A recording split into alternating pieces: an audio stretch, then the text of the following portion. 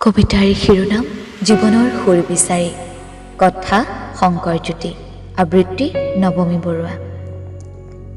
পশ্চিম আকাশৰ সীমনালৈ এবুকু ৰঙা কঢ়িয়াই লৈ যোৱা বেলিটো, নাবিকৰ মনৰ সাহস ঘাটৰ টুলুঙা নাও। নিকুঞ্জৰ মনত বালিচন্দাৰ চিকমিকনি, বুকুৰ পোনাটোৰ বাবে এবুকু আশা।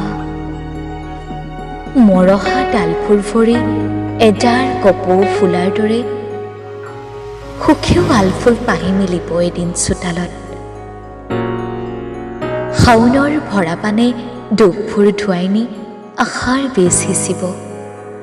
অনুভৱী বতাহে অভিমানী হৃদয়ক অসীমত বিলীন কৰিব দুয়োৰে।